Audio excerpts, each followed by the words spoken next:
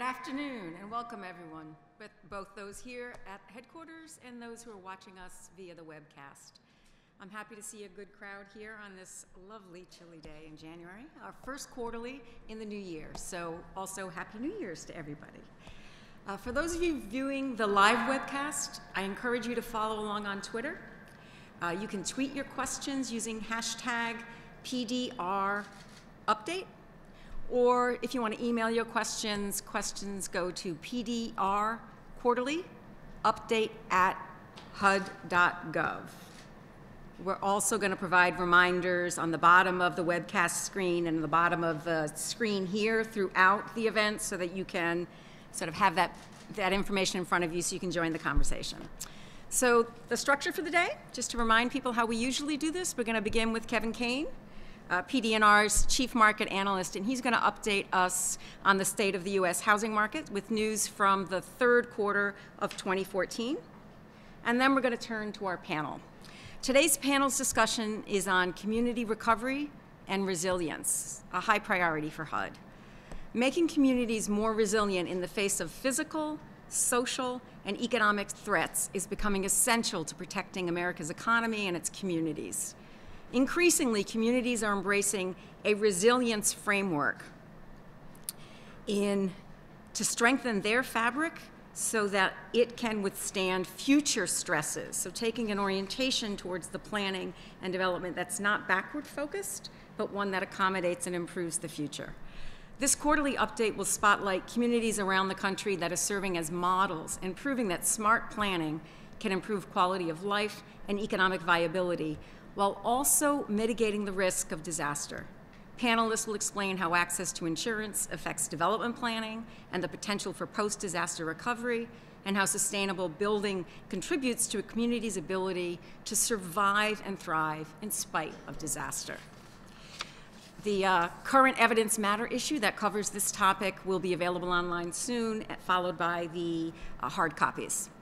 And I'm thrilled that we'll be guided in this conversation by our own Harriet Tregoning, our resident expert on all matters related to this. She is currently the director of HUD's Office of Economic Resilience, an office that helps cities, counties, and towns across the country build a strong foundation for a diverse and prosperous economy based on enhancing community quality of place, economic opportunity, fiscal stability, transportation choice, and affordability. So it is a mouthful because the orientation is to take a comprehensive approach when you're looking at places and making plans. Prior to joining HUD, and where many of you already knew of her, Harriet was director of the District of Columbia's Office of Planning, where she worked to make DC a walkable, bikeable, and eminently livable and sustainable city. And many of you have seen her bike in tow as she comes into HUD. She also served as the director of the Governor's Institute on Community Design and co-founder and executive director of the Smart Growth Leadership Institute. Under former Maryland Governor Glending, she served as Secretary of Planning and as the nation's first state-level cabinet secretary for smart growth. So obviously, the perfect moderator for this panel. But before we turn to Harriet, we're going to start off our day looking at the U.S. housing market, and I'm going to turn things over to Kevin Kane. Kevin?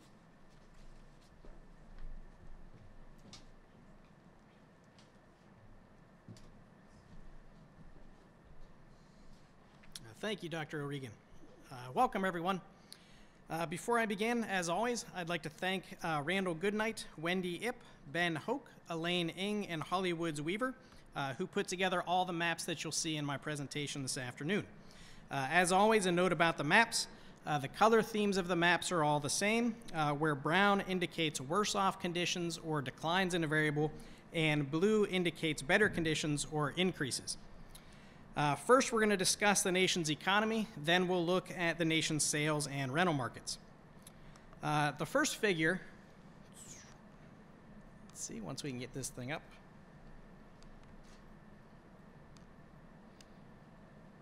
There we go. First figure shows the year-over-year percentage change in non-farm payroll since 2004, looking at both the 12-month and 3-month averages through September of 2014. Non-farm payrolls are a measure of the number of jobs in the economy. The 12-month average, which is shown in blue, and the 3-month average is shown in red. And during the course of the 12 months ending September 2014, non-farm payrolls averaged 138.2 million jobs. This was up 1.8% or 2.4 million jobs compared with a year ago. The 3-month average was up by 1.9% from a year ago. The rates for both series have been relatively stable since June of 2012, and you can see that with the flattening of the curve on the right. For the 14th consecutive quarter, every region in the country added jobs. My clicker's not working too well. Every region added jobs relative to a year ago. You can see that the entire country is in blue. 5 regions in the darker blue had a rate that was faster than the national average. That was led by the Southwest at 2.9% and the Rocky Mountains at 2.8%. Total job gains were led by the professional and business services sector, which added 662,000 jobs during the third quarter. This was up 3.5% from a year ago. The mining and logging sector had the fastest rate of growth at 5.7%. And for the 8th consecutive quarter, growth was slowest in the Mid-Atlantic region at 0.9%. Compared with a year ago, the rates of growth were up or the same in 5 regions, and they were lower in the other 5 regions. On a state level, 4 states had a rate of growth above 3%, and this was led by North Dakota at 4.8%, along with Texas, Utah, and Nevada. 4 sectors had double-digit gains in North Dakota, led by a 28% increase in mining and logging. In the next slide, we'll take a closer look at the Southwest region by metropolitan area. Year-over-year growth in this region during the third quarter was 2.9%. This was a full percent above the national average. In fact, 20 of the 47 metropolitan areas in the region grew faster than the national average, and those are shown in the 2 darker shades of blue. The darkest areas grew by more than 2 percentage points above the national average, and this was led by Midland at 5.9%. Growth in other notable metro areas included Houston at 4%, Dallas and Austin at 3.8%, and New Orleans at 2.1%. And the 6 areas in brown had declines in employment relative to a year ago. The national unemployment rate was 6.2% during the third quarter. This was down from 7.3% a year ago. The 7 regions in blue had a rate that was less than or equal to the national rate, led by the Rocky Mountains at 4.1%, and the 3 regions in brown had a higher rate than the national average, led by the Pacific at 7.3%. On a state level, rates ranged from a low of 2.4% in North Dakota to a high of 8.1% right here in the District of Columbia. On a national level, the unemployment rate was down by 1.1 percentage points from last year. The unemployment rate declined in every region of the country, the entire country shown in blue. Those in darker blue declined faster than the national average, led by the Midwest, which was down by 1.7 percentage points. The unemployment rate declined in 47 states. Let me give a quick overview of housing market conditions. Sales market conditions remain balanced throughout most of the country, although we're starting to see more mixed conditions in many regions. For a bit of background, balanced conditions exist when the quantity of housing supplied equals the quantity demanded. Soft markets occur when the quantity of housing supplied exceeds the quantity demanded and we have a surplus. And tight markets occur when demand exceeds supply and we have a shortage. All 3 home price indices show that home sales prices continued to increase during the third quarter. However, rates of growth continue to decline for all 3 indices. Home sales decreased by 1% during the 12 months ending September, and that's according to CoreLogic data. This compares with a 2.2% gain that we saw last quarter. Inventories of new homes for sale were up by 15% from a year ago, and they were up by 5% for existing homes. Based on the current rate of home sales, there's a 5.5 months supply of new homes. This is unchanged from a year ago. And there's a 5.3 months supply of existing homes compared with a 5 month supply a year ago. The sales vacancy rate was 1.8% in the third quarter. This is down from 1.9% a year ago. Rental market conditions continue to tighten throughout much of the country.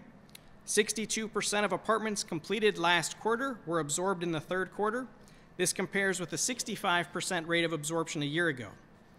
Multifamily production increased by 13% in the third quarter relative to a year ago. And now let's take a closer look at regional conditions around the country. These are assessments that are provided by our field economists. Relative to last quarter, improvements in an area are shaded in blue and declines in conditions are shaded in brown. Sales market conditions remain relatively balanced in most of the country, although we're seeing much more mixed conditions in many areas. Previously balanced conditions in the Great Plains and Northwest became more mixed. Rental market conditions continue to tighten throughout the country.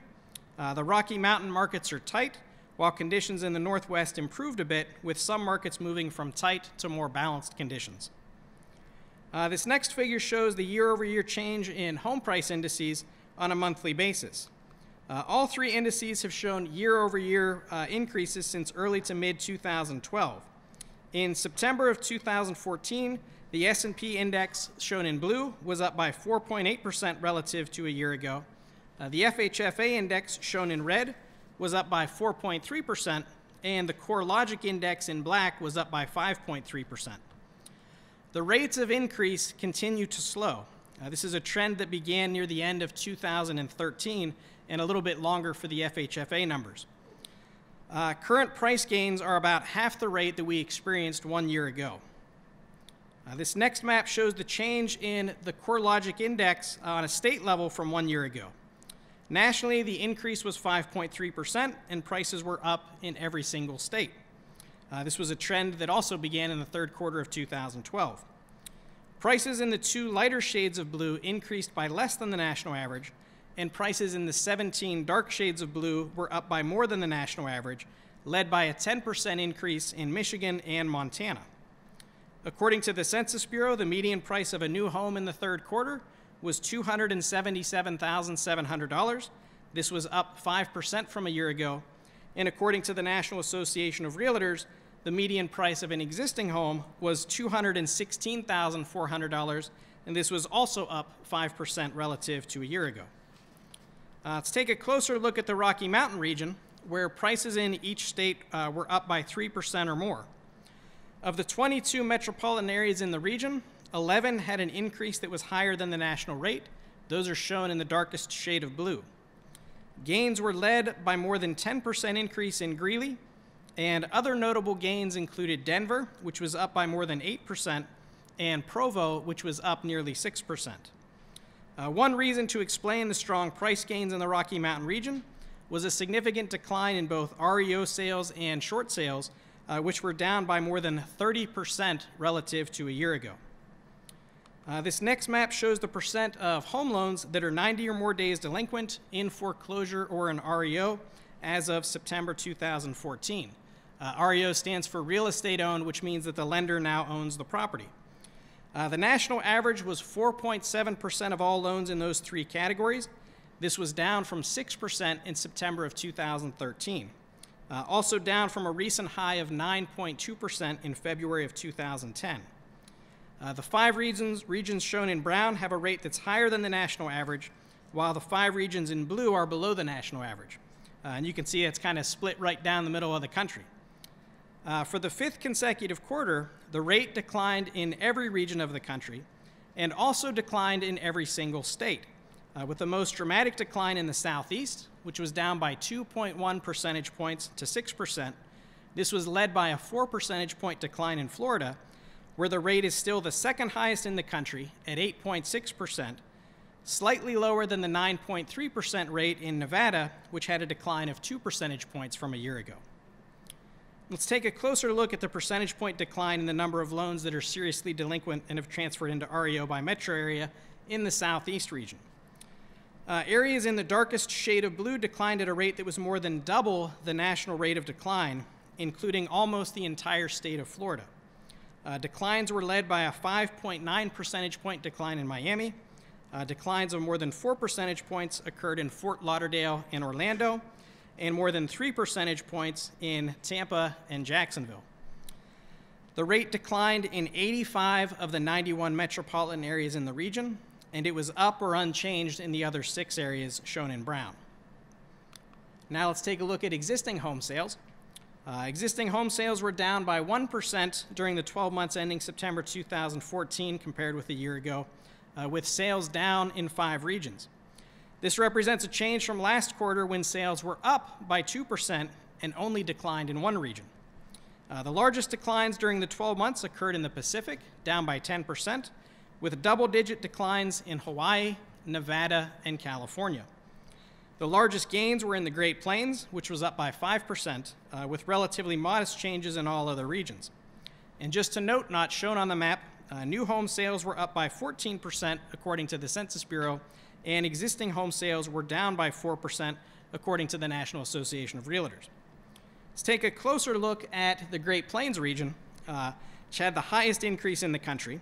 In the Great Plains, traditional resales were up by 9%. This was tied for the highest rate in the country along with the Southeast region, and new home sales in the Great Plains were also up by 8%. These gains were slightly offset by declines in REO and short sales. Looking at a metropolitan level, we see that 23 metropolitan areas in the region, 12 of those had a decline in sales and 11 increased. St. Louis led all declines at 6%, and Kansas City sales were down by 3%. Gains occurred in Ames and Sioux City, Iowa, as well as in Joplin, Missouri. Now let's take a look at building activity. Single-family home building, as measured by building permits issued, remained relatively unchanged at 155,000 homes. This was up 1% relative to a year ago. The Southeast and the Southwest were the only 2 regions to have an increase, 7% and 6% respectively. These gains were offset by declines in all other regions except for New England, where permit activity remained relatively unchanged. The largest decline of 9% occurred in the Great Plains. The number of multifamily units permitted was up by 13% to 101,200 units during the third quarter. Increases occurred in 9 regions and ranged from 2% in the Southeast and the Northwest to 28% in New York and New Jersey. Gains of more than 20% occurred in the Great Plains, Midwest, and Southwest. The only region to decline was New England, and this was down by just 1%. And we've got a couple of new maps we want to show you this time around, looking at vacancy rates and rents. We're going to look at the regional level rather than the metropolitan area because we heard that seeing 200 and some little dots on the screen was a little tough for people to see, so we're trying a different approach this time around. The national vacancy rate was down by 0.1 percentage points to 4.2% in the third quarter relative to a year ago, with rates declining in 5 regions shown in brown. This was led by a 0.4 percentage points in the Southwest and the Great Plains. And increases occurred in 5 regions shown in blue. According to REIS, which covers 275 market areas, vacancy rates were down in 175 market areas. They were up in 86 areas and unchanged in 14 areas. The declines in vacancy rates seem to be slowing relative to recent quarters. There were 10 markets with a decline of 2 percentage points or more, and 3 of those were in Indiana. According to the Census Bureau for the entire U.S., the rental vacancy rate was 7.4% in the third quarter, down from 8.3% a year ago. And now let's take a closer look at the Pacific region, where the vacancy rates declined in 28 of the 35 metropolitan areas you can see in the 3 shades of brown. Carson City, that area shown in the darkest brown, led all declines, down 3.4 percentage points. The 4 areas in medium brown, including Sacramento, had declines between 1.1 and 2 percentage points, and the rest of the declines were by 1 percentage point or less. The 7 areas in blue had an increase in vacancy rates, though none of those by more than 1 percentage point. Now we'll take a look at rents. Rents were up by 3.7% nationally, according to REIS. The regions in darker blue increased faster than the national average, and you can see that's the western half of the country, led by a 6% increase in the Rocky Mountains. Rents grew in all regions of the country, so the entire nation is shown in blue.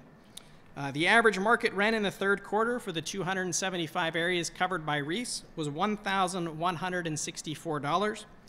Rents increased in 266 out of the 275 areas. They were down in 8 areas and unchanged in only 1 area. 38 areas increased by more than the national average. And let's go back to the Pacific region to take a look at rent changes. Rents in the third quarter were up in all 35 metropolitan areas, all in blue. The 7 areas in dark blue, 5 of which are in Northern California, were up by more than the national average, led by a 10% gain in Santa Rosa. Other notable areas of growth included San Jose at 9%, Oakland at 8.5%, and San Francisco at 8.4%. The areas in the 2 lighter shades of blue grew by less than the national increase. And we've got a bonus slide here for you in honor of the panel discussion that we're going to have momentarily. This graph shows the number of U.S. disaster declarations since 1960. And it certainly looks like something might be going on in recent years. From 1960 through 1995, there was an average of 34 disaster declarations a year. Since 1996, there's been an average of 124 declarations a year. So the question is, are we facing oncoming Armageddon? Or is this just the government declaring more disasters that maybe they previously didn't declare before? I don't have the answer for that, but the panel is going to get up and discuss the local communities and housing efforts to deal with these disasters. So in summary, year-over-year job growth for the third quarter was 1.9%. Sales markets remain balanced throughout much of the country, although we're seeing a growing number of regions with more mixed conditions.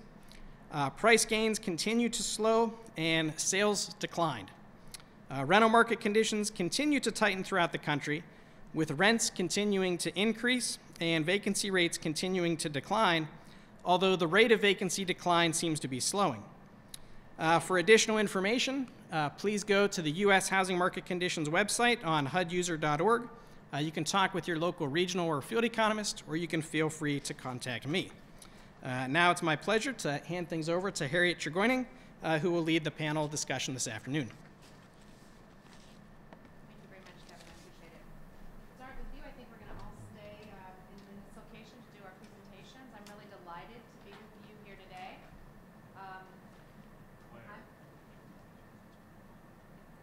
It should be on. Is it not on? Oh, all right. Sorry. Now it's really on.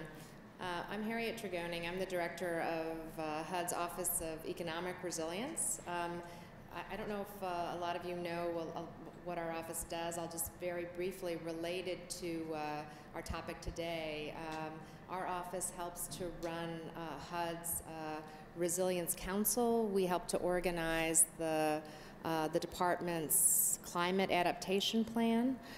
This summer, we also help to implement the President's Climate Action Plan on behalf of HUD. So we do the energy efficiency and renewables in housing for HUD. And we're really thrilled to be working with the Office of Block Grant Assistance to run a $1 billion national disaster resilience competition that's going on this year, and I'll say a couple more words about that.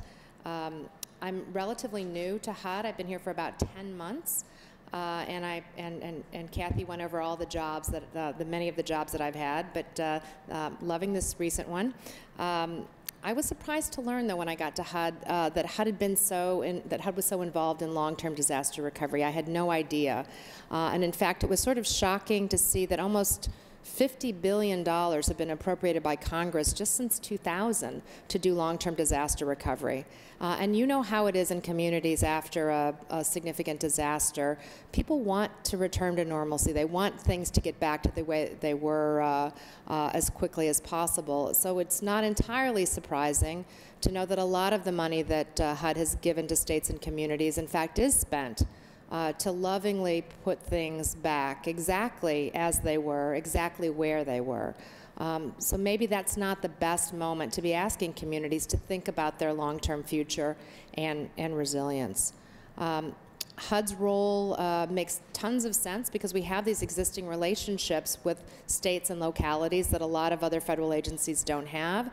But as the chart that Kevin showed you at the end of his presentation indicates, the frequency and the severity of extreme weather is increasing, and the damage, the impact of these changes, the impact of rising sea levels is really affecting communities across the country. Hurricane Sandy in particular was a real wake-up call for much of the nation, but also, thanks to some great leadership here at HUD, an opportunity to really try to look at a different approach. I think many of you are familiar with the program called Rebuild by Design that was a product of a partnership that HUD entered into with the Rockefeller Foundation.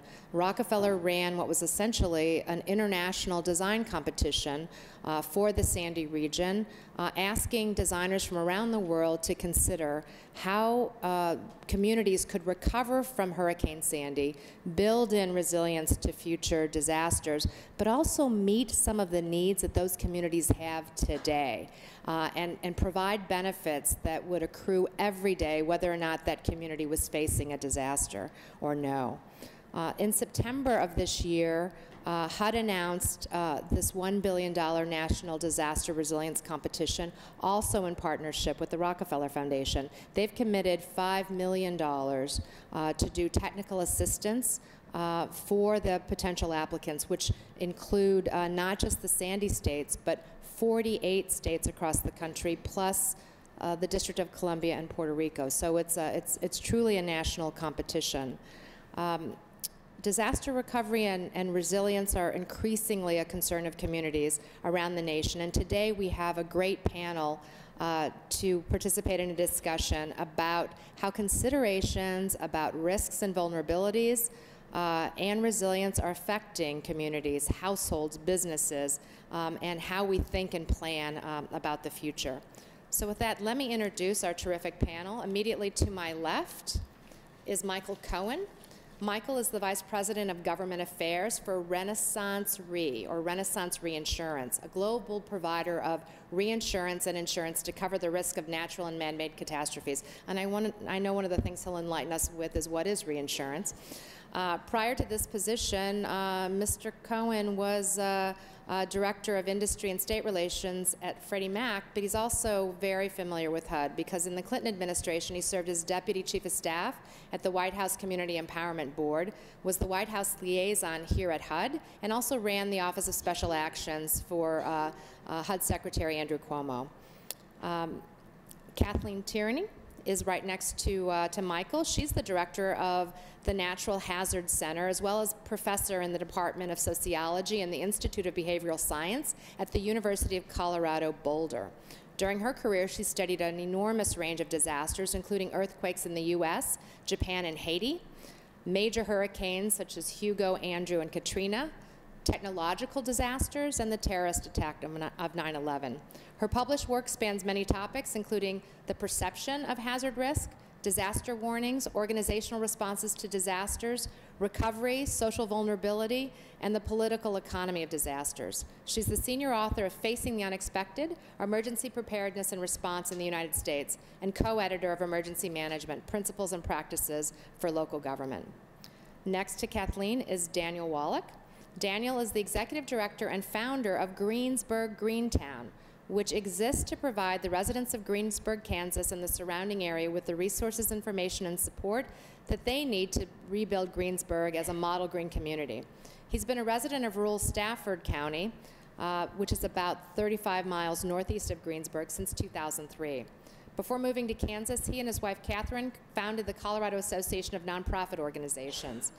He's also active in the development of the Association of Nonprofit Movements nationally. So with that, let us begin our conversation, and I think Michael's going to start us off.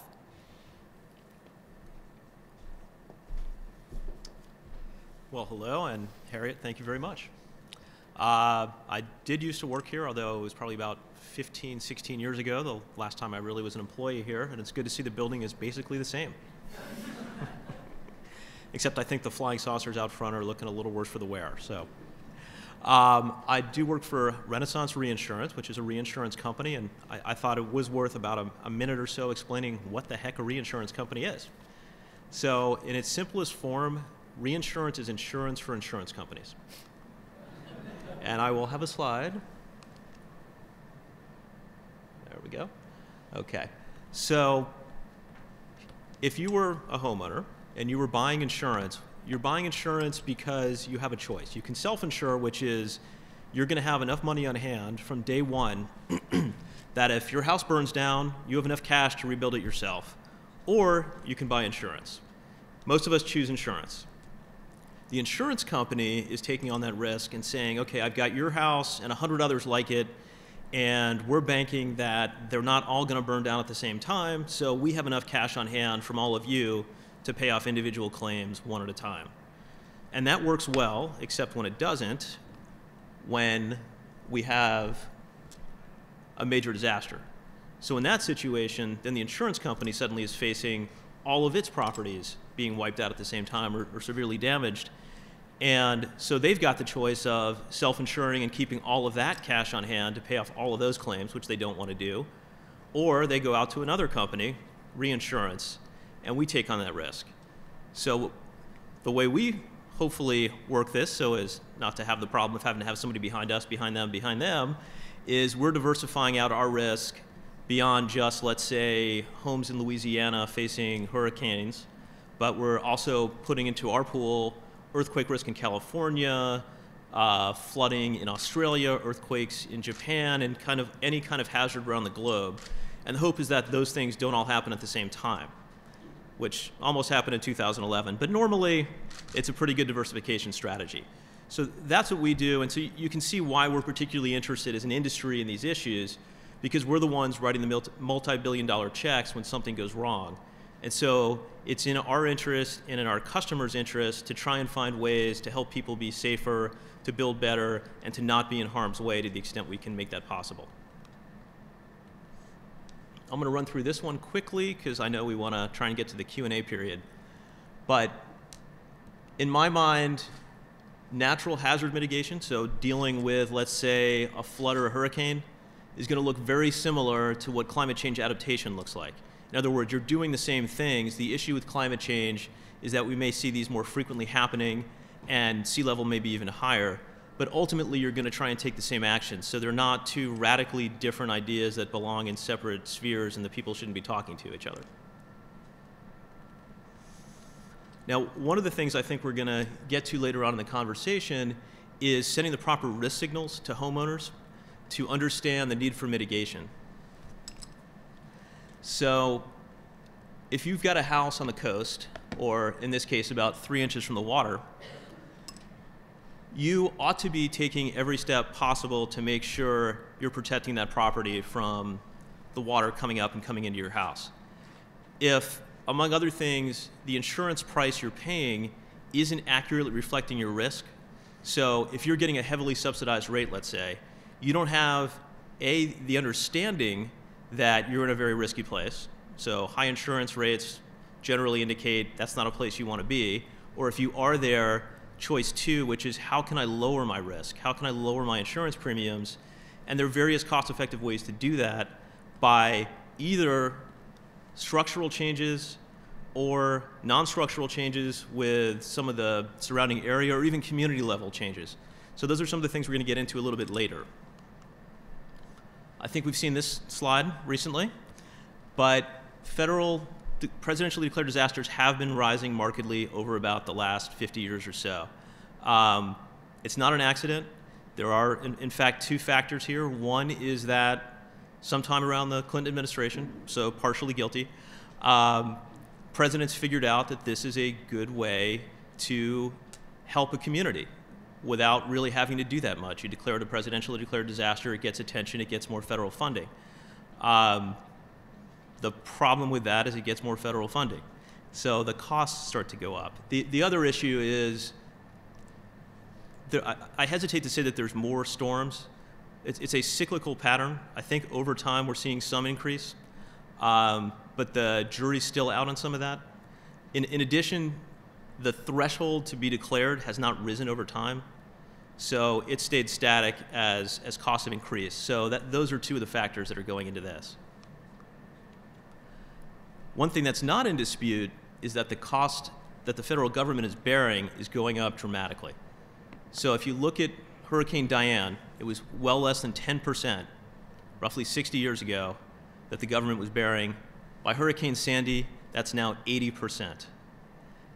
To me, that's a completely unsustainable path going forward. The federal budget can't handle this. And just to put things in perspective, here are all of the annual budget appropriations from that year, 2012, for Sandy. Sandy was a $50 billion appropriation, and you'll see it's a larger spend than all of these agencies. We've got an arrow pointing at HUD. It is more than HUD got for the entire year that we paid to rebuild after Sandy. And that's, again, just in federal dollars. So there were other dollars that came as well. But to continue on this path, I think, is going to be increasingly problematic. The other factor of these large grants is we're actually disincentivizing people from getting insurance, whether it be through the federal flood insurance program or private insurance or elsewhere, because now the expectation becomes, I got a grant, why pay for something? I know I'm going to get bailed out the next time. So Wharton did this study, and it discovered that for every $1,000 of an increase that someone gets, they're reducing the insurance they're buying, again, in this case, just the federal flood program, by over $6,000. So there's a tangible impact we're seeing here. And this, again, I'll touch on later in the conversation, but we have to be looking at more than just trying to build our way out of these problems. We have to look at the whole spectrum, which includes very much so environmental, wetlands, putting in sand dunes have been effective in some areas, and so these are things we need to be looking at. Just kind of go through this. And the last slide I want to show you before I show you a short video is just when we think about disasters, the people that are most impacted by disasters tend to be those that can least afford to deal with the disasters. They're in the most dangerous and risky places. They generally don't have enough means to evacuate properly. They may not be getting communications in a timely fashion. They may not have access to the internet or other methods of learning about this. When they do evacuate, they have a hard time getting back in. Their job may be gone. They don't have the funds to rebuild themselves. And so I think Americans of lesser means, while being disproportionately impacted by disasters, tend to somewhat be left out of the equation, or at least the conversation frequently. And being who all of you are and where we are today, I think it's important to flag that as something important to focus on going into the future. Lastly, in a second I'm going to show a video. I did want to mention Renaissance Re has a website, mitigationleadership.com, where we focus on a lot of these issues. We've done forums to bring people around the country from different walks of life to discuss all the different aspects of mitigation of natural hazards and ways to deal with them. The video I'm going to show you is from the Institute for Business and Home Safety, which is funded by the insurance industry. And it's really the first attempt to build a large-scale testing facility to try to understand what are the best ways to build to reduce some of this risk. So looking at building materials and looking at techniques. This facility is in South Carolina. It's enormous. We can test 2 full-size houses next to each other, one built what we'll call the right way, up to a very strong code, the one next to it maybe to a lesser code, and we can test it with hurricane force winds up to about 130 miles an hour, and we can see which one does better. We can also put in fire to do wildfire and see how the embers jump. We can do hailstones. We can do all sorts of different testing in this facility. So I'm hopeful this is going to usher in a new era of really better understanding of the science of this. And so with that, I'll show you this video. This is of a recent test that was done at the facility back in the summer. And this is of a mobile home, but again, we do full-size structures there as well. Well, with the hurricane season beginning to heat up, there's some renewed attention on how much wind homes can really withstand. So NBC's Kerry Sanders went to a testing facility in Richburg, South Carolina. He's facing some pretty hefty headwinds. And Kerry, I don't know if you can hear me. Good morning to you. Tell us about this.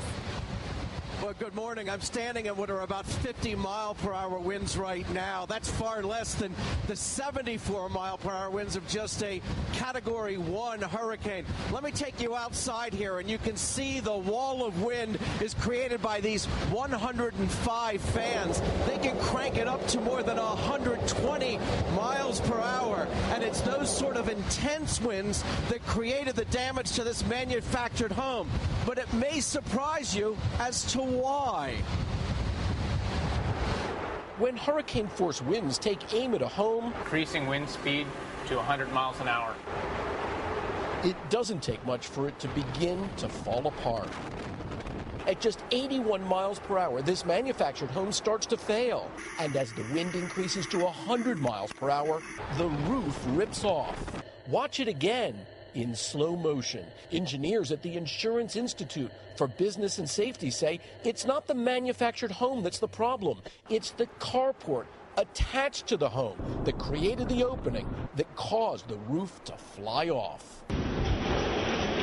When Hurricane Charlie hit Florida's Gulf Coast in 2004, inspectors found 80% of the damage to manufactured homes was because of those add-ons, like carports or patios. We see wind getting underneath those structures and pushing up. Those forces are tremendous, and they not only tear off that attacked structure, they can tear open the house. Test engineers here have discovered traditionally built homes in 100-mile-per-hour winds can be just as vulnerable. But on Tuesday, proof that it is possible to build a stronger addition for the manufactured homes. On this side, you've got a post right up against the house. What it should do is hold the roof of the carport down next to the house so we don't put the full force of the wind into the house connection. That properly built carport had no problem in 100-mile-per-hour winds. This carport held. It really did. With the bracing that we put in there, it took our full force of the wind. In this test, a force of wind equal to a Category 2 hurricane. It's a case of pay now or pay later. Insurance companies say that they do these tests to show homeowners that if you do things properly on the front end, there will be less damage. And for insurance companies, that means less claims. And for all homeowners, it could mean that our premiums don't go up. Matt, Savannah? All right, Carrie Sanders, thank you so much. Great job there. Like that. Way to go, Carrie. Great, thank you. Kathleen.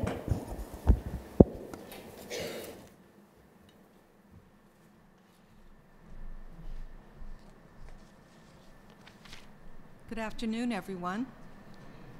Waiting for my slides here. Here we go. My name's Kathleen Tierney. I'm a sociologist, and I'm a disaster researcher. I'm going to be talking to you this afternoon about some of the things that researchers have learned about the recovery process. And I'm going to throw some issues out, not going to talk about them in any great depth, but hopefully I'll put out some ideas that will stimulate questions and discussions later. First of all, we can start with a definition of what community disaster recovery is. Disaster recovery has been called the differential process of restoring, rebuilding, and reshaping the physical, social, economic, and natural environments through pre-event planning and post-event actions. And there are a couple of things about that definition that I want to highlight. First of all, this notion that recovery is a differential process and often an unbalanced process, unfortunately. The process shows differences across communities themselves that are affected by a disaster, across different social class groupings, across other types of groupings such as homeowners and renters, small versus large businesses, and so on. It's also a differential process in terms of the domains or dimensions of recovery that we're thinking about. Publicly owned structures, publicly owned facilities, infrastructure, private sector buildings, housing, and the like.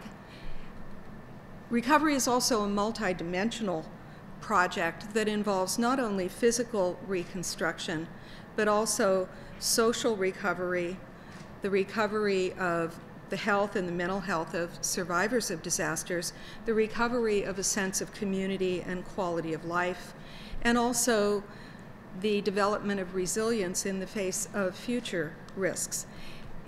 If we think about the process of disaster recovery, even just superficially, we'll see that it involves a host of different aspects or dimensions, from temporary housing to permanent housing, to the recovery of neighborhoods, to the recovery of small and large businesses and jobs, local economies, going all the way to some less tangible aspects of recovery, like community spirit, community attachment, people's feelings about quality of life as a community recovers from disasters. And one of the big challenges in helping to bring about disaster recovery involves how to integrate and create synergies across these different dimensions of the recovery process.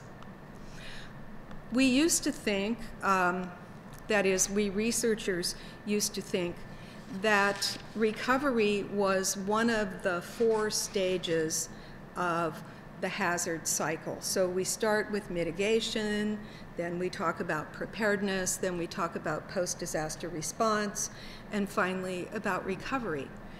And it was also the thinking in the research community that recovery really involves the restoration of what we used to have, bringing things back to the status quo before the disaster occurred.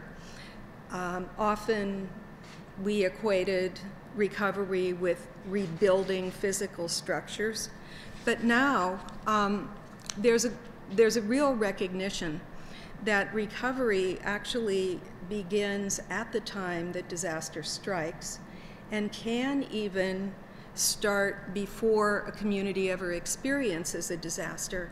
And a lot of efforts are being made to encourage communities to do pre-disaster planning for post-disaster recovery. But we know, for example, that very early decision-making after a disaster occurs, such as decision-making about whether to abolish or retain damaged buildings, decision-making about what kind of local ordinances to pass that relate to recovery, sometimes these very early decisions steer the recovery trajectory in particular ways. So the phases of disaster or the disaster cycle overlap considerably.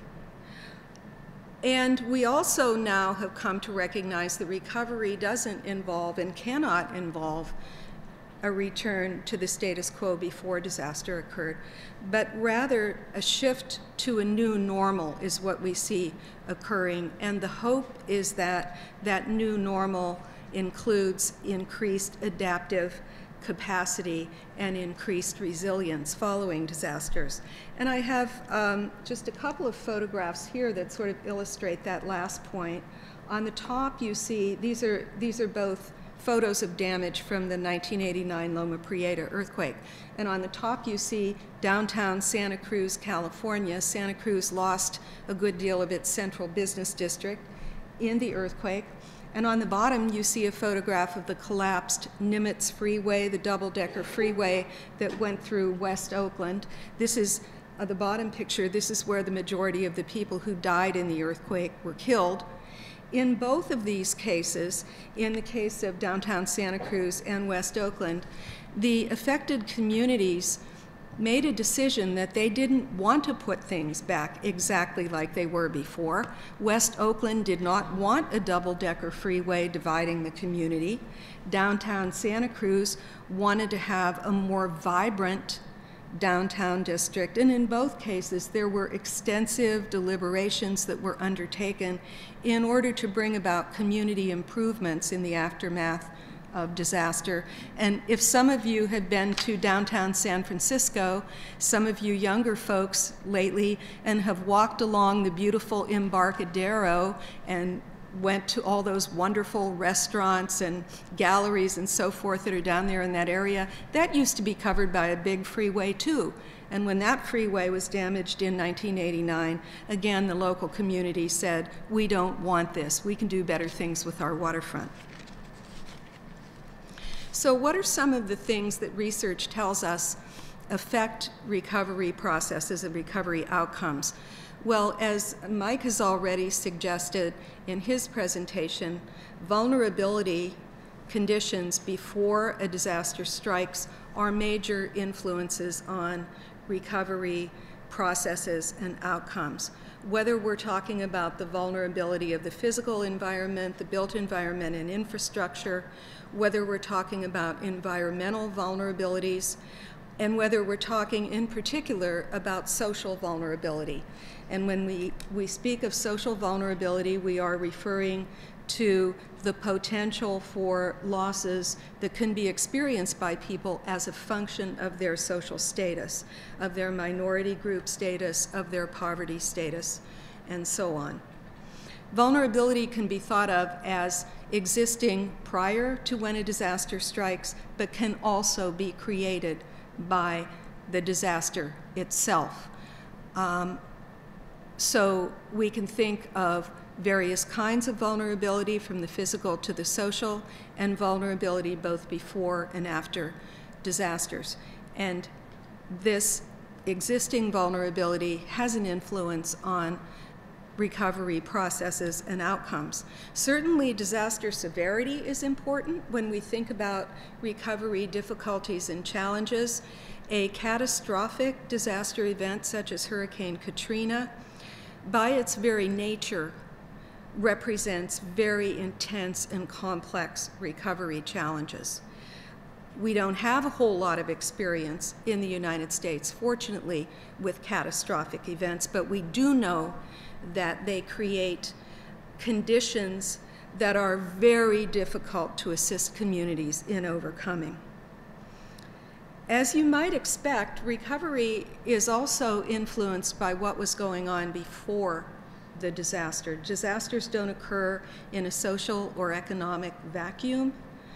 There are background conditions that, when combined with disaster impacts, will influence recovery processes over time. For example, is a community growing? Was its population declining? Was its economy in bad shape prior to the occurrence of the disaster? Disasters very rarely bring about major changes in terms of the trajectories of communities, neighborhoods, even businesses. For example, a lot of the research that I've been involved in is with businesses affected by disasters, and looking at businesses on a size basis and a sector by sector basis.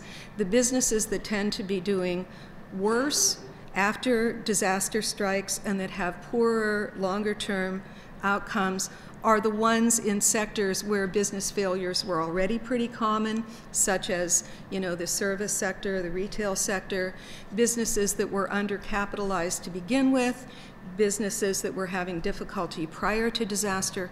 So we see the mark of past conditions and trends having an effect on recovery outcomes. And of course, the topic that we're very, very interested here, and that the nation in general is interested in, is the idea of adaptive capacity and resilience. It turns out that different parts of a community, different neighborhoods, different subpopulations face disaster with different sets of adaptive capacities and capabilities, and that these carry over, something that needs to be really attended to in all efforts to bring about holistic recovery. Also, there's the question of the availability of recovery resources, be that government aid, insurance, personal savings, and community-level resources. And I use the example here of whether communities are even able to provide the matching funds that they need in order to take full advantage of federal disaster assistance. Federal assistance only pays for a portion of a community's public sector losses. Communities have to be able to come up with that money or find a way to get it. And in my own area, I'm from Boulder, Colorado. We experienced very severe flooding throughout the region where I live in 2013, September of 2013. And the affected communities in my area differed considerably in terms of how much money they had on hand to be able to take advantage of recovery resources coming from other governmental levels. At the same time, we can think of households and businesses also as having different resources or different options available to them. And you know, when I think about resilience, I often think about the existence of options. Do you have options or don't you have options in the aftermath? Also, a huge question involves the timeliness of resources for recovery and their appropriateness. We would ideally like to see recovery resources arriving when they are needed, say by a business or by a local community, in order to have a resilient recovery, not too late to be of help, say, for a struggling business.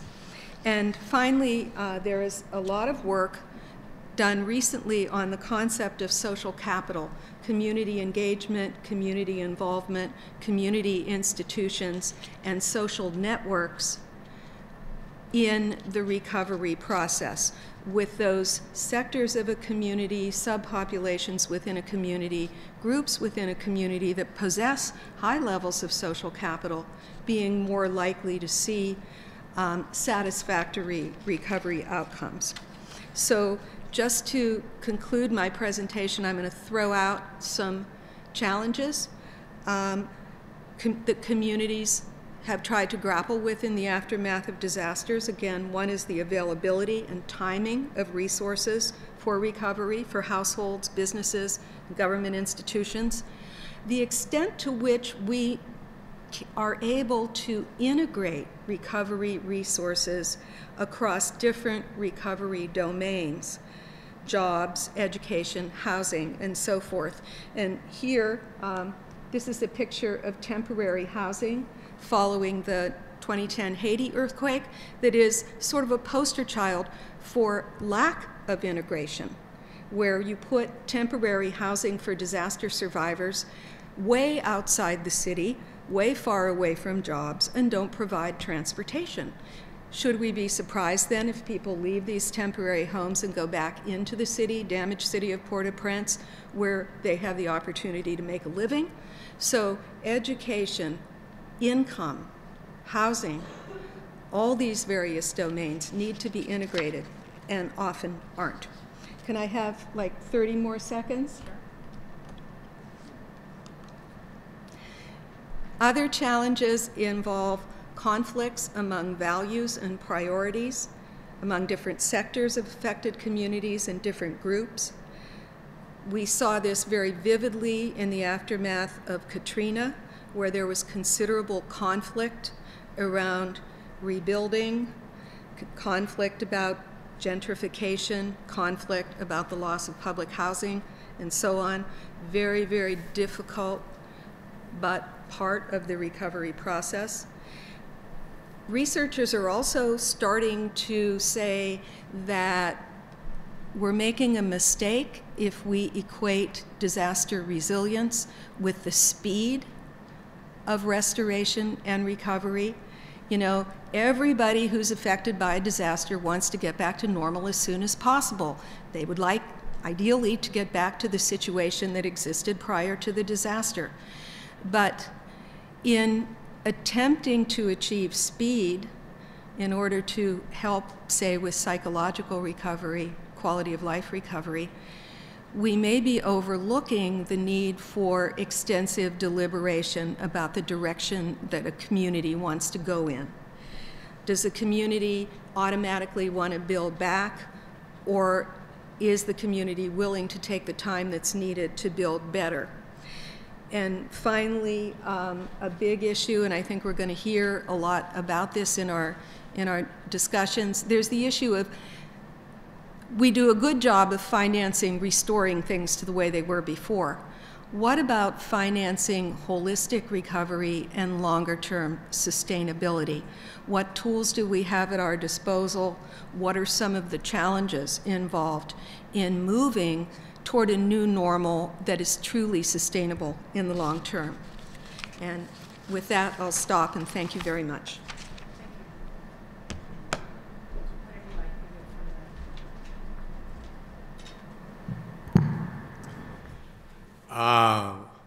Sorry. Hello. Yeah, so I was born and raised in Denver, Colorado. My wife at the time and I both became very ill, and that was about 1993. And after 10 years of convalescing, she had a brain tumor and I had other stuff going on with my brain, just coincidentally. And we could not work.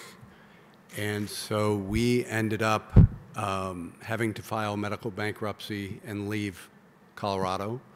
And Kansas is one of the 3 states that has a homestead exemption where you can keep the value of your home. In Colorado, that wasn't true. So our attorney advised us to move. And so we did. We went out into the middle of nowhere in Kansas. We were both nature lovers and were astounded when listening to the housing market. We were able to get 10 acres of land, and unfortunately it's a modular home, but I don't think it doesn't have a carport. So we're hoping that we can withstand winds of 100 miles per hour or more, because they're inevitable out there.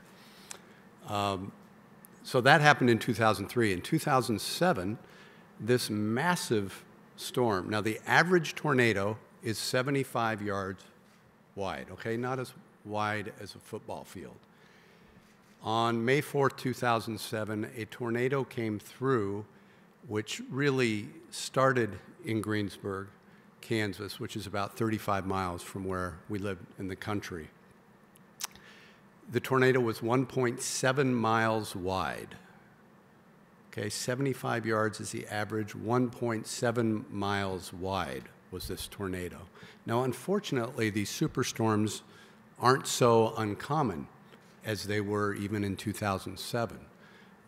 So the climate change hoax folks are doing a very good job of and I say that very sarcastically, those who don't recognize climate change are a real challenge to us all, because it's happening, and these kinds of storms that we experience are devastating, and as Michael and Kathleen both talked about, the frequency is increasing and the costs continue to go up.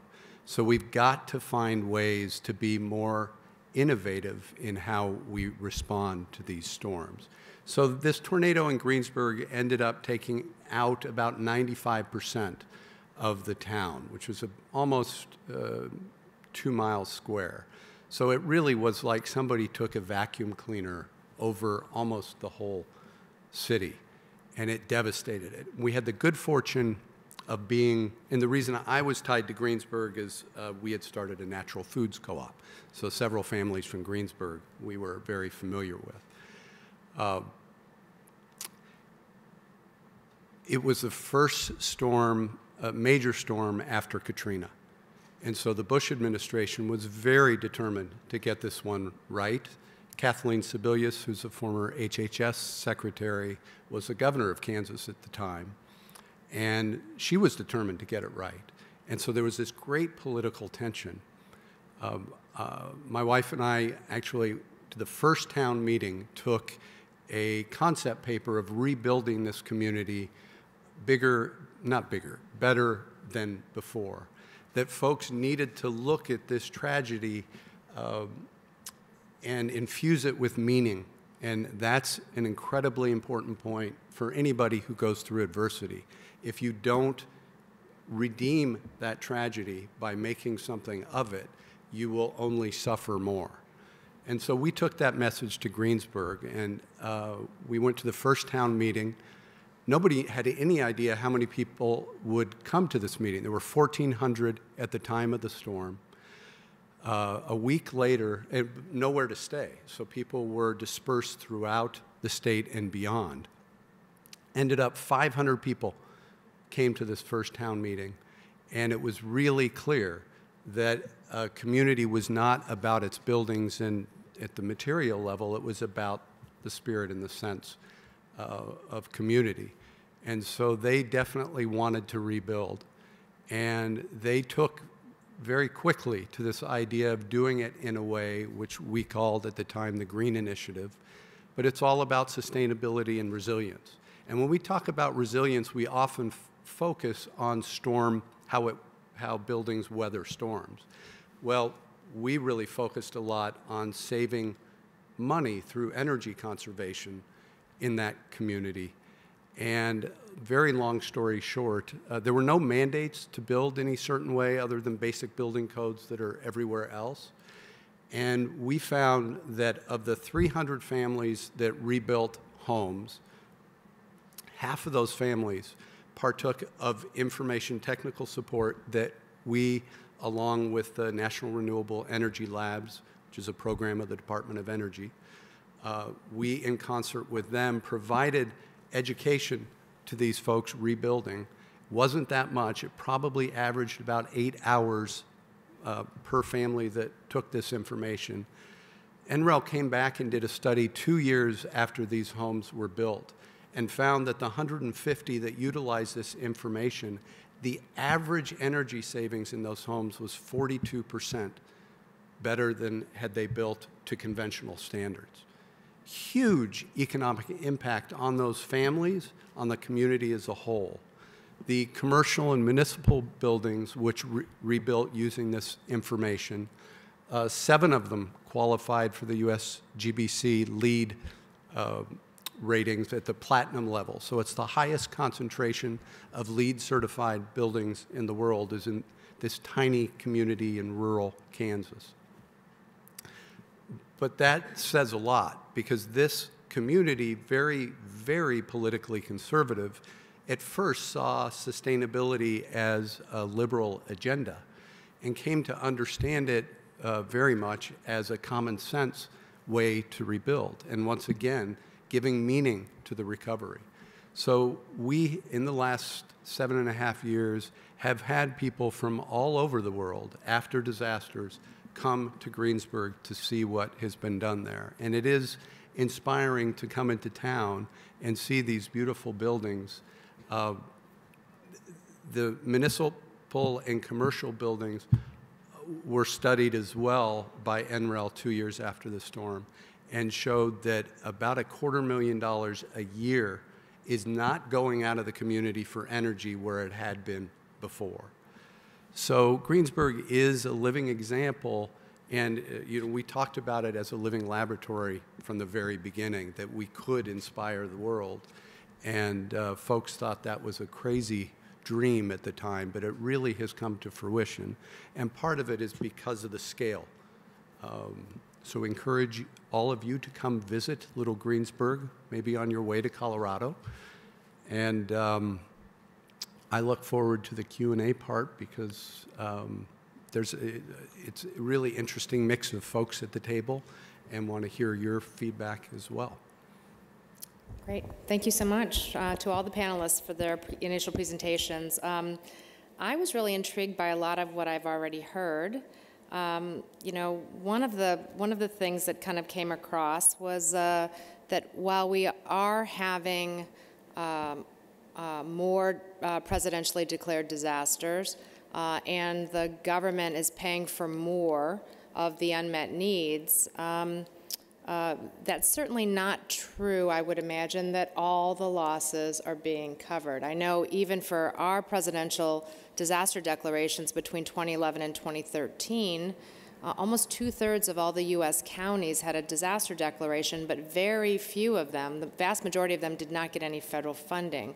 So can you give us a sense, Michael, about how much of the losses are being covered by insurance in these major disasters? How much are if you have a sense, are being covered by the federal government. And then, as Kathleen certainly suggested, if you're poor and you don't have a high dollar value loss, but it might be a big percentage of your household's assets, you know, what's happening to those folks, and who's covering their losses? Yeah. So Sandy, the global insurance market paid out roughly, I want to say about $25 billion. So the federal government was 50, about $25 billion then came out of the insurance industry. But beyond that, you either had it coming out of people's pockets, which can be extremely hard to do, particularly as you move down the income spectrum, or they were taking advantage of various loan programs. SBA loan is available in those situations, but it's still a loan. It's still something you have to pay back with interest, and in a lot of cases, that proves extremely difficult to do for a lot of these folks. So, yes, there's a lot that is uncovered, and there is definitely a gap, even when you get to $50 billion for Sandy. And you're right, most disasters are not Sandy, meaning most disasters are not getting federal funds at all, or getting the SBA loans with some FEMA dollars on top of that, and so that gap can be even wider. Can you say just something further about insurance? We have this idea that, oh, insurance, there's insurance for everything. In fact, you know, are insurance companies writing policies for every kind of natural disaster and the potential losses that might be associated with them? Yeah, pretty much. I will say there's a couple of holes. One of which is flood. So that's covered currently by the federal government up to $250,000. So there is a private flood market above the current flood insurance program, but can't compete with it because that's been a heavily subsidized rate by the federal government. That's slowly changing over time. So I think we will start to see more private insurance offered in the flood insurance market. With that exception, the only other place I can think of where you don't really have a robust private market right now is California earthquake. And Kathleen correctly points out that landslides, for the most part, aren't covered. You can still get special riders for them, but they tend to be outside your normal policy. And as far as California quake, there's a whole history of why there isn't currently much of a private market. In some ways, it's similar to what's happening with the flood program, which is that the state is offering a very subsidized product, so the private market can't offer less than it would cost them to write the policy. And the other part of it is it's not required. So if you're not required to have insurance, I think various studies have shown you're probably not going to get it, even if it's a good idea to have it. So let's say you already own your home outright, so your mortgage company isn't requiring you to have insurance. You know, I guess that's one of those circumstances where people might elect not to, you know, to basically roll the dice and not be insured. Kathleen, you talked a little bit in your presentation about vulnerable populations. Can you talk a little bit more about how different people experience a disaster differently? Well, let's talk first of all about income and living in poverty. If you're a low-income person, you are perhaps more likely to be living in vulnerable housing, substandard housing, overcrowded housing. You're more likely to be a renter. In other words, you're dependent on your landlord to mitigate hazards and to make necessary repairs. So you're probably more likely to be out of your house. In terms of being a person who needs disaster assistance, all kinds of disaster assistance are dependent upon citizenship. SBA loans for home repairs are dependent upon having a credit history. Your loan application is evaluated just like a regular loan application is. There are many people in the United States, as you know, who have no credit, and that takes you out of that particular form of disaster assistance. If you're out of your home because the home has been severely damaged or destroyed and you're a renter, you can get rental vouchers for a period of months, or FEMA-provided mobile homes. but those too are limited. There can also be situations where the disaster affects the supply of affordable housing. We've seen that in one of our communities, Lyons, Colorado, which was very seriously damaged by in the 2013 floods, and the entire town had to be evacuated, mostly by air. It was the largest evacuation of that kind since Katrina, and they essentially lost their affordable housing. They've now formed an affordable housing task force to try to figure out how to get that back. So where you are in terms of our social stratification system, where income is concerned, has a lot to do with your entitlement to certain kinds of benefits. We can get into various other kinds of vulnerability, female-headed households living in poverty, immigrant populations who may not understand the disaster assistance system, non-English speaking populations, elderly persons, people with disabilities, and so on. All of these folks have special needs following disasters. I don't know if Daniel wants to comment on this, but he mentioned in a community of 1,400 people that 300 homes got rebuilt. I don't know if that's the vast majority of homes or not, and if there were similar issues of whether or not their losses were covered enough to enable them to rebuild. No, we've done quite a bit of work around the country, and I can say without question the biggest challenge is quick, not just temporary housing, but quick rebuilding of housing, because you do lose all these populations that aren't well insured. And that can be a significant number of people. And even people with means are likely to go somewhere else and take their businesses elsewhere. And so it's an essential issue that we would like to see, like low-income housing built very quickly following, and let that serve as temporary housing. And then once those people move out to their homes, then you have low-income housing. I'm most excited today to hear about the design competitions and the way that HUD is doing that, because we found, and we said from day one in Greensburg, that the first thing you want to do when you get into a community is, after a disaster, is inspire them, help them see a new future. And then you want to educate them, to inform them to be the best consumers. Just on the housing side, very few people ever build a house.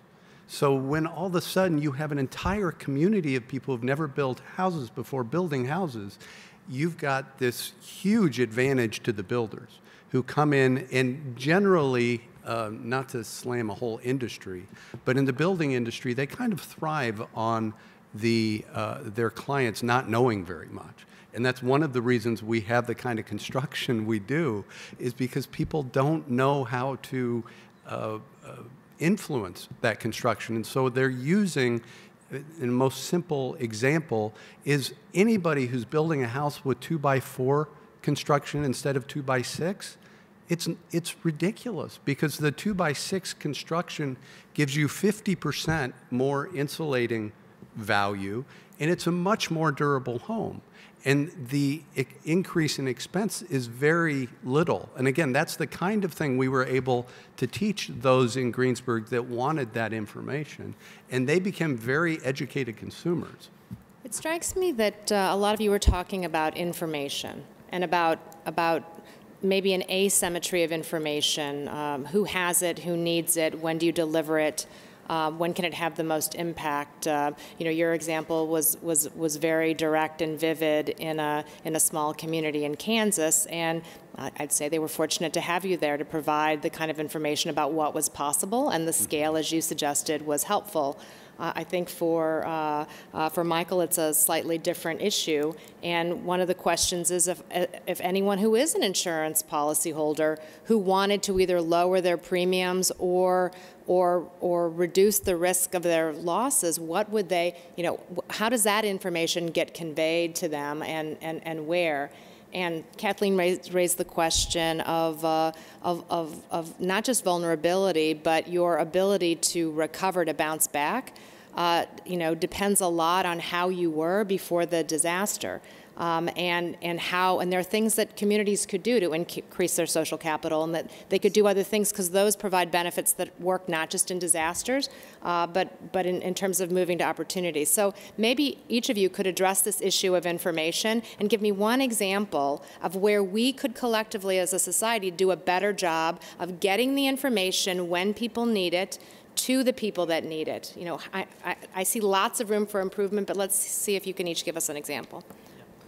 Well, I think Daniel highlights one of the primary tensions of long-term recovery, which is that everybody wants to get back into their home as quickly as possible. They want normalcy to return. On the other hand, we don't want them rebuilding the same structure that failed in the same place again. We don't want to be back there in 5 years having to help rescue them and having to spend lots more money to rebuild in the same place, and hopefully not having loss of life, but that's always a possibility. So you've got those two tensions of how do we get this community back on its feet, how do we get everybody back in their houses, but how do we build it in a better way? And the reflex is, I want to build it exactly the way it was before. I want my old life back. The problem is, your old life is gone, and you're going to be in a new life. I think we, as a country, and I think as a government, have to help people understand that. So there's some communication that needs to happen in terms of almost counseling. But I think then beyond that, it's to have ready-made ideas ready to go on how to rebuild in that area. I think communities which do have disaster plans have to have in those plans, I would suggest they have these in place well before disaster.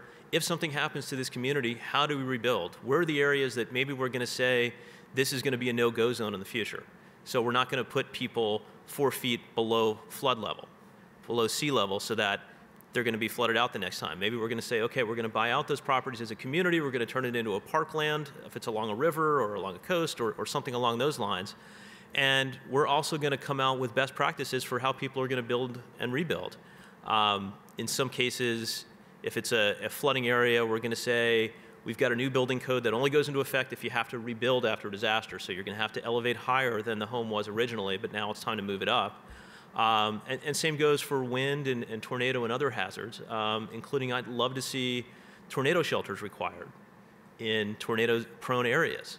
Not retrofitted, because that's expensive. I'd like to see that too. But certainly in new construction as we're going forward, particularly if you're using federal grant money to rebuild, it would be nice if we had some of these requirements in place so that people knew what they had to do from day one and aren't kind of wandering around in shock for days, weeks, months without a real plan, and then just kind of latch on to what is old and familiar. Well, I want to say two things. First of all, we shouldn't only look at communities as places where information has to come from the outside. As Dan's example shows, communities have experts there within the disaster-stricken community that can provide a lot of very useful information. Information from the outside, wonderful, but a good recovery process needs to call upon the expertise of the disaster survivors themselves, their capabilities, their expertise. Second, in terms of information, it would be, and I'm not now talking about information after disasters, it would be very nice if we had better disclosure processes, for example, at the real estate point of sale about flood hazards, about flood insurance. It would be very nice if the people who are in the business of inspecting houses prior to a real estate sale built into their inspections points about disaster vulnerability, right? Where instead of saying, you know, your pipes are okay, or in addition to saying your pipes are okay, your roof's okay, maybe the inspector could say something about, well, actually, this happens to be in a floodplain, you know?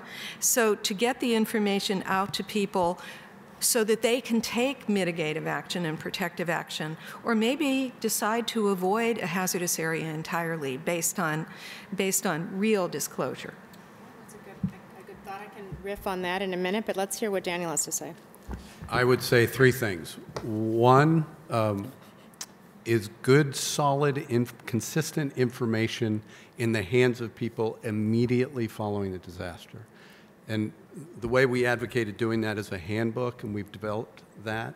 But in this day of digital information availability being instant, there's no reason for these people not to get good, solid information that they can trust. One of the biggest challenges after a disaster is people are very wary of being taken advantage of. And so there needs to be community leadership that rubber stamps that and supports it and helps distribute it. That's one thing. We also develop what we call the buddy network, and we think that people that have been through disasters are the best people to be communicating with people going through disaster. And there are so many people out there now that have been through it that want to pay it forward what they got when they went through it. So we'd like to see like a Big Brothers, Big Sisters type of program that would link those people. The last thing, incentivize. Instead of building, and I don't want to criticize Habitat for Humanity, but this was hard to watch in Greensburg. The philanthropic dollars that came into Greensburg often went to single families instead of broadly across the community. What we would advocate is an incentive for people that are, people would say, for instance, just on the heating and cooling system, well, the higher efficiency ones are more expensive. We can't do that. It's like, but you're going to get that money back in 7 years, and then after that, perpetually. So what if there's an incentive available to these people that says, okay, you can buy that higher efficiency furnace at the lower efficiency furnace cost? It's a significant impact, positive impact to the community and the families in them, and we think that there are just better options like that.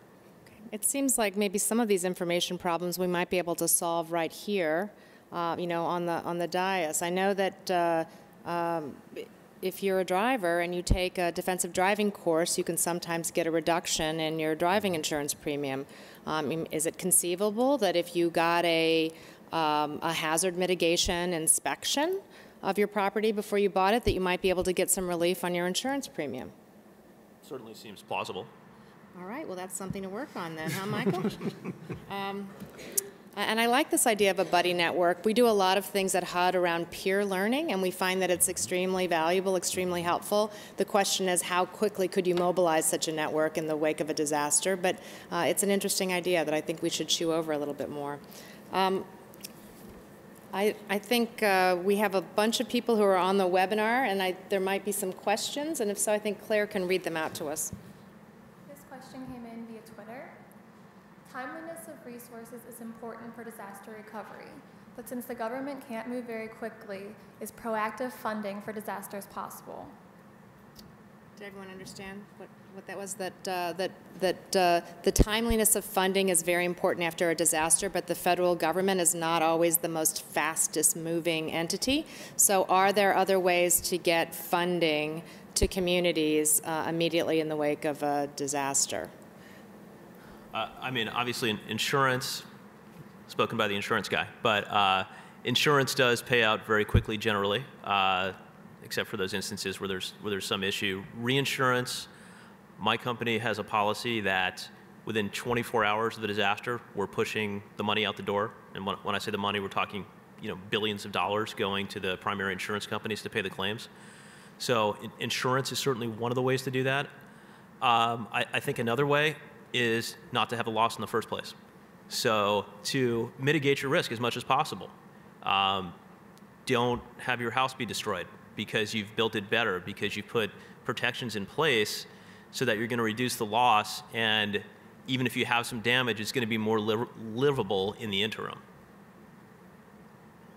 Other thoughts about money? I mean, FEMA, let's distinguish between long-term disaster recovery and disaster response. I think that we do get out there pretty quickly on the response side, but I think a lot of what we're talking about is, I think, the longer-term recovery that communities are going through. I know philanthropic resources can also be very important. We're working a lot with philanthropy for our National Disaster Resilience Competition, and philanthropy was a huge factor in the after Hurricane Sandy. Sandy. But it is a good question about what, where resources come from, and the longer it takes to get to normal, I think that's an issue.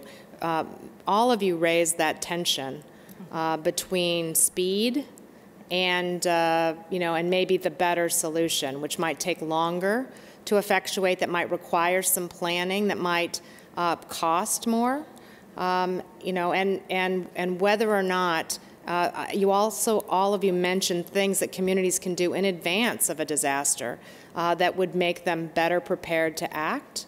But whether you're one of those communities that's done some preparation or not, is there an argument, is there a way to have a town meeting in a community that's had a disaster and say, I know you all want to get back into a rebuilt house as soon as possible. Here's a reason that we might want to take more time. What would you say, Dan? I would say it is maybe the most important element. And I would say that after anybody experiences any disaster, when you're in a state of trauma, and in Greensburg talked about it being tornado brain,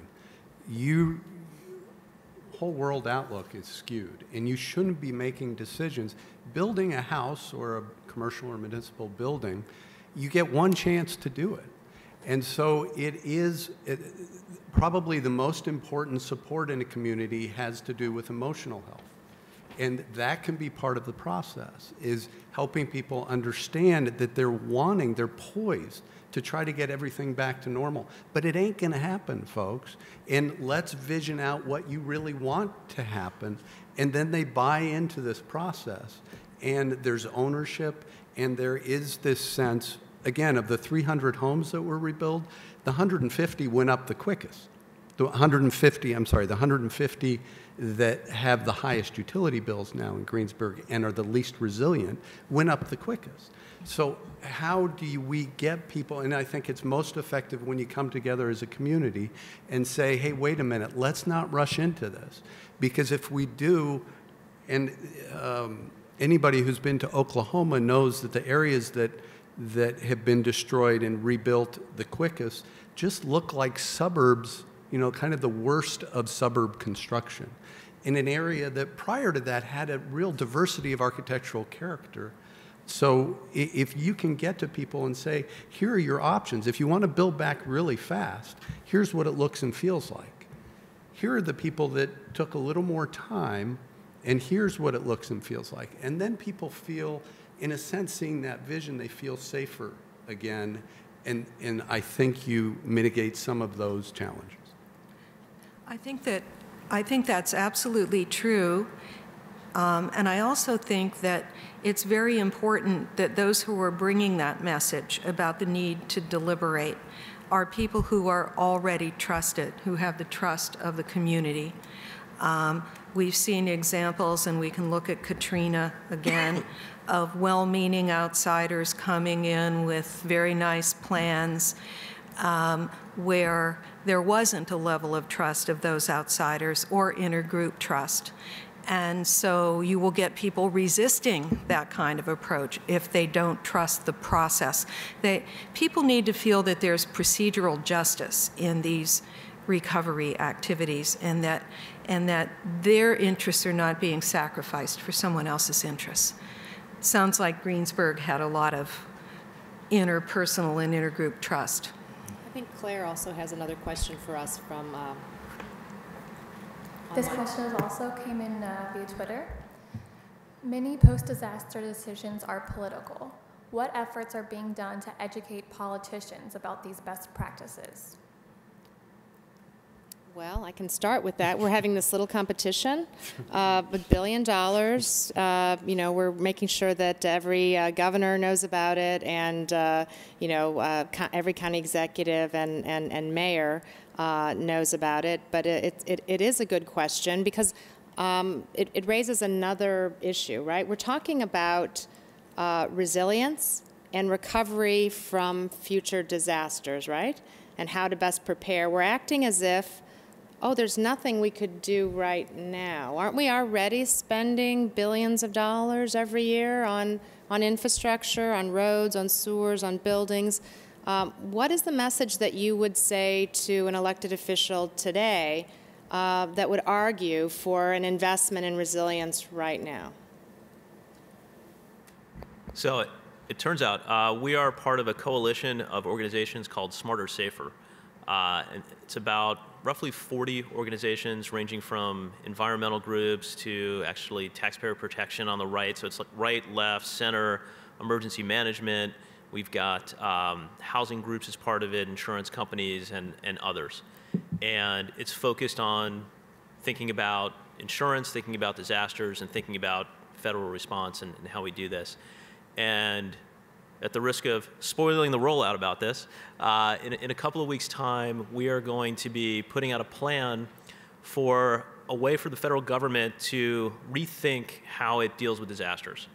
And I think first and foremost, it's got to be, instead of putting all the money and all the resources after a disaster, it's shifting that cost to well before a disaster. So taking, instead of spending $50 billion on Sandy every 2, 3, 5 years, let's acknowledge that we're going to be spending a fair amount of money on disaster response and recovery. Currently, those dollars are off budget, so they don't count. They're magic money. But if we acknowledge that we're actually spending some percentage of that and shifting some of that to a dedicated fund that does two things. One is helps communities and areas be stronger, so spend a lot on these projects we're talking about. And two, have a larger dedicated pot to pay for the losses after disaster so we don't have to go through special appropriations to Congress every time. I think that would go a long way toward addressing some of these problems and also get the funding out in a more timely fashion. I think we got to this system because if you looked at that chart I had up there, when it was Hurricane Betsy, we were paying 5% from the federal government, and it's crept up to now 80% with Sandy. So it hasn't been a deliberative process. It's been, well, what are we going to do now? A disaster just happened. Let's deal with it. There hasn't been, I think, the kind of let's take a step back and think about this whole thing and how is it working and how could we do it better. So we're going to put forward this proposal. We're going to be sitting down with Congress. We've got some interest from some members of Congress. I think, candidly, it's an uphill battle. I don't think it's something that's going to happen in a year.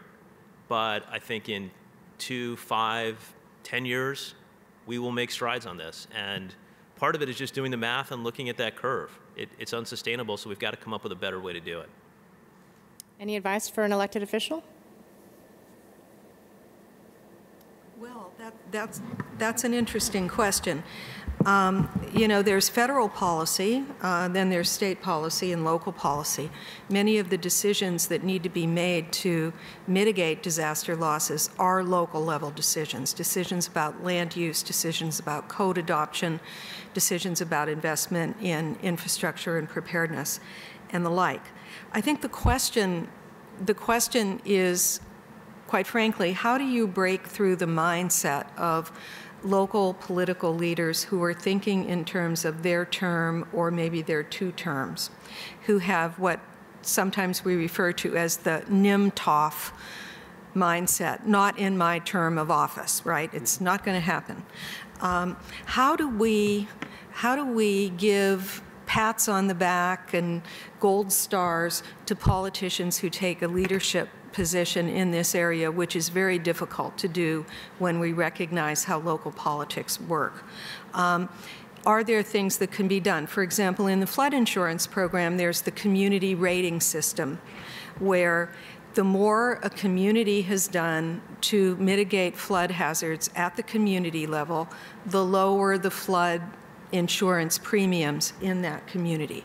So there are, I think, 7 classes in the community rating system, and, you know, it's kind of nice to be in the #1 category.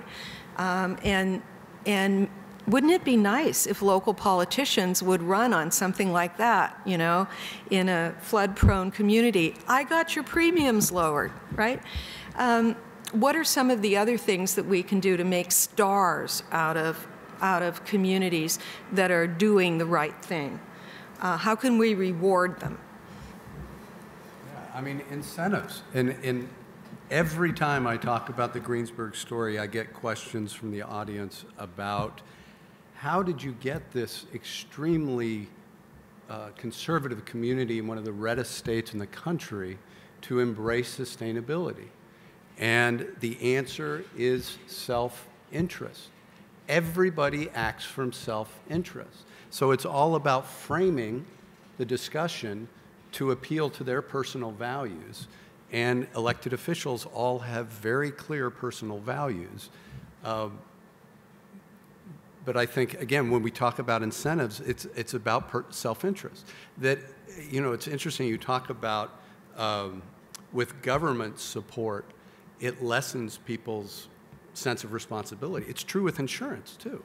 If my home is not insured, I'm going to be much more mindful about how storms and such affect it. So how can we get people to be thinking in that way?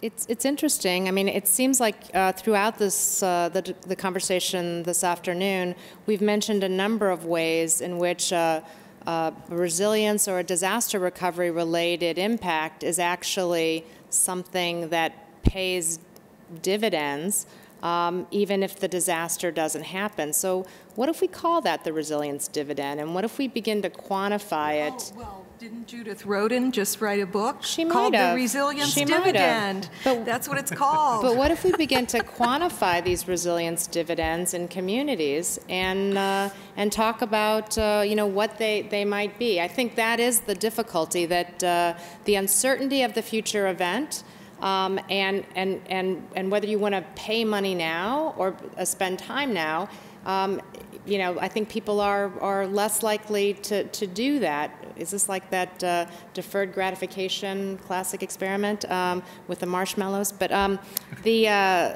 but if you can say, but wait a minute, there's a dividend that you get right away, and it grows, you know, in the event there is a disaster. But that might be something very fruitful to look at and to begin to quantify that, whether they're insurance premiums. I had another insurance company executive tell me that they actually look at the quality and the strength of the code enforcement staff in communities do broad ratings of insurance. So who knew when the budget director was looking to cut the code enforcement of that town that he could actually be collectively causing all the premiums to go up? But I think there are those things that could be quantified and identified. Do you have another one for? A little over. Could I follow up on that? Why don't we let, we just have a couple more minutes, so why don't we let Claire see if we have any other questions quickly from our audience. Why has the federal government share of disaster recovery funds costs increased so much? Are costs rising, or are more activities eligible for funding?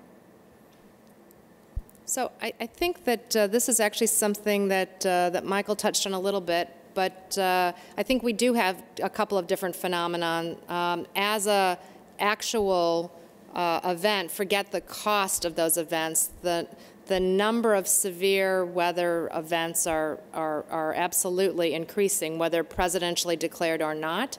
But it is also true that the appropriations that are being made by the federal government to cover those disasters has also been on the increase. And I think we could speculate about why that would be, but I think that the harder it is to get budget agreements in the conventional way, maybe the more incentive there is in the event of an emergency and a disaster to be generous with off-budget appropriation. And the more frequently these disasters occur, maybe you're thinking as you're voting for it, it's not me this time, but it was me 2 years ago, and it could be me a year from now. So I can see why it might be worth voting for this, is what I might say. Yeah, you also get coalitions. For example, members of Congress and senators from the coastal states.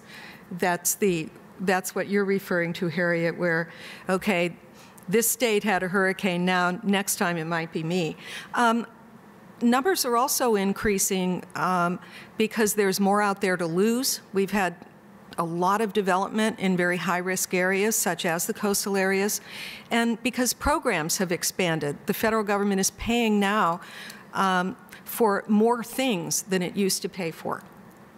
I think that's a very, very good point. Certainly, globally, as well as in the United States, population is absolutely moving to the coast, to some of the areas that are more vulnerable, you know, in a much higher concentration. I don't think I've asked if anyone here in the audience in the room actually has a question. Let me not neglect you. Does anyone want to ask a question here?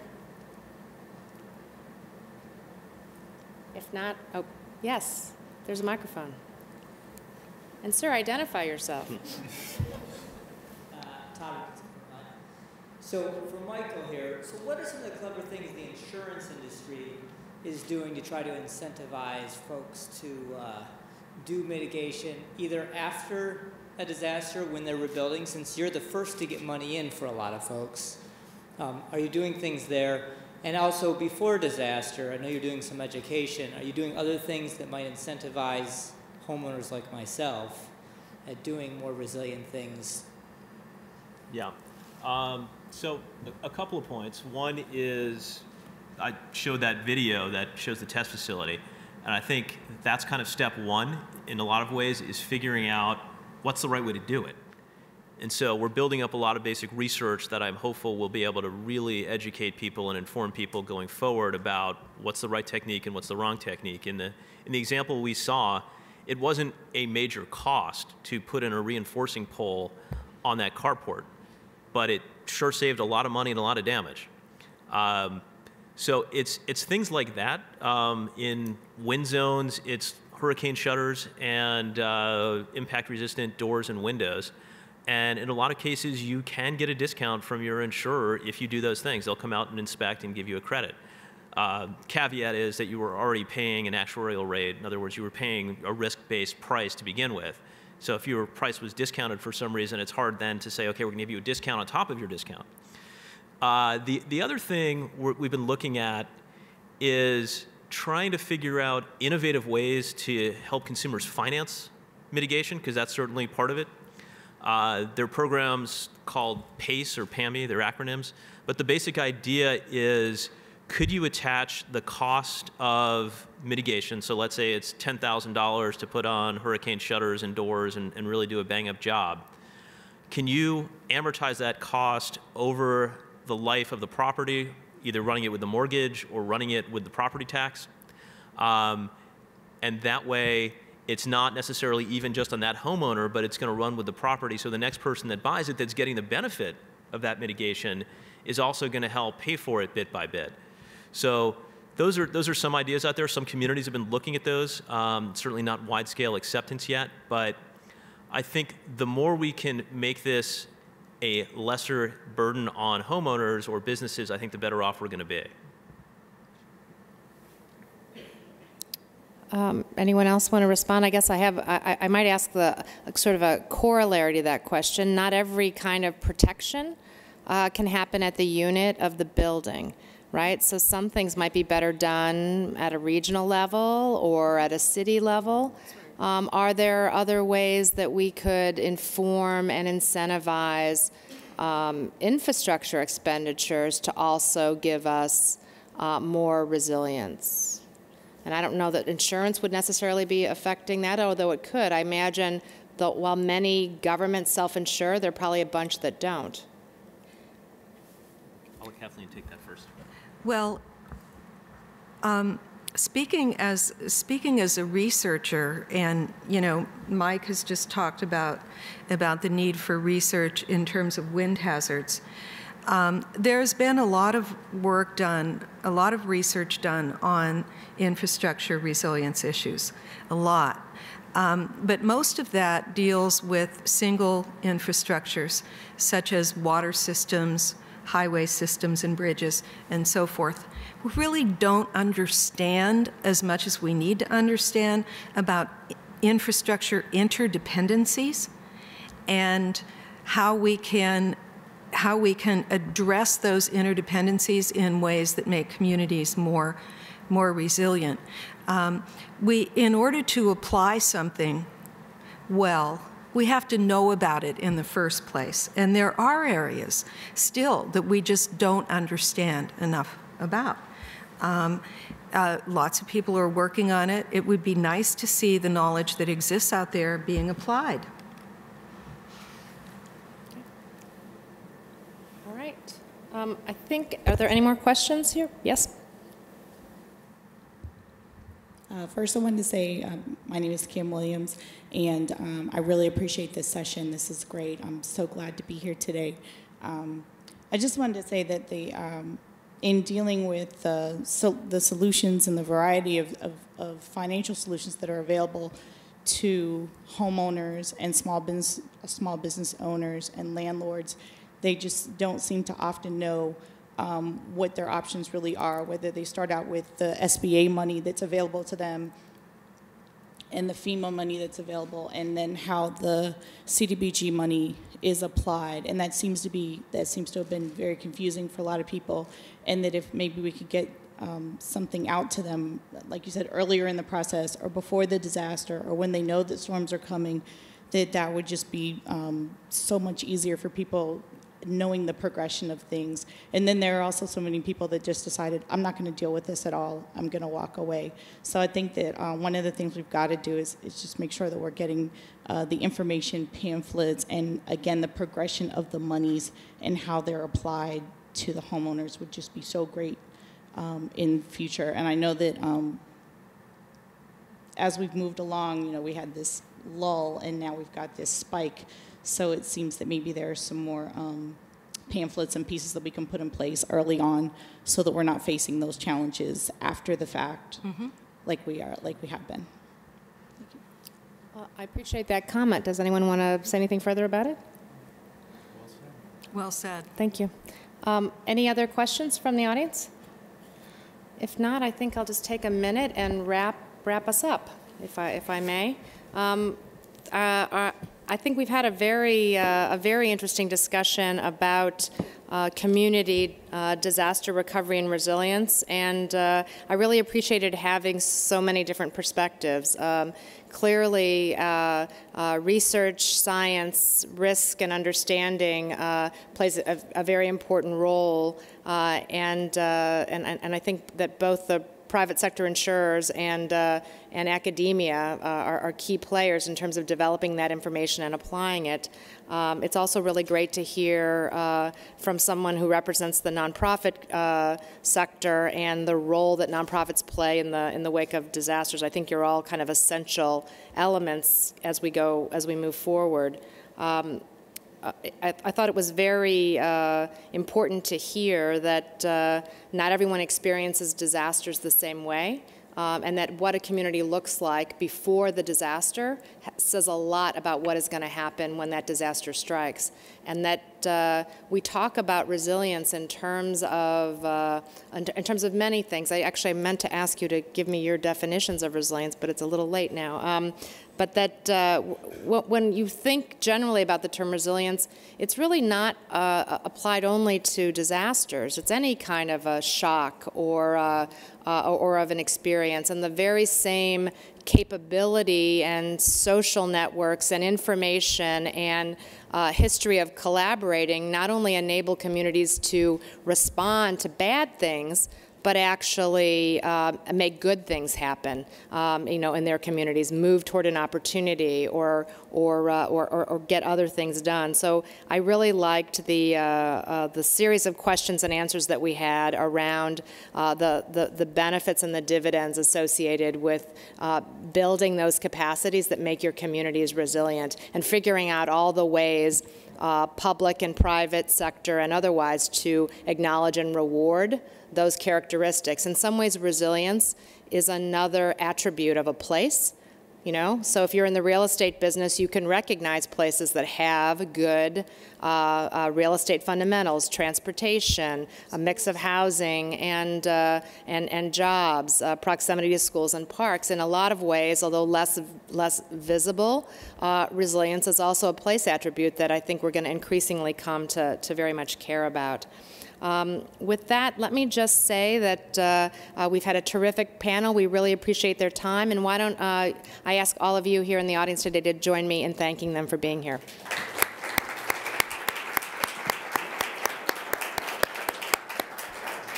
Thank you. All right. with that, thank you all for coming.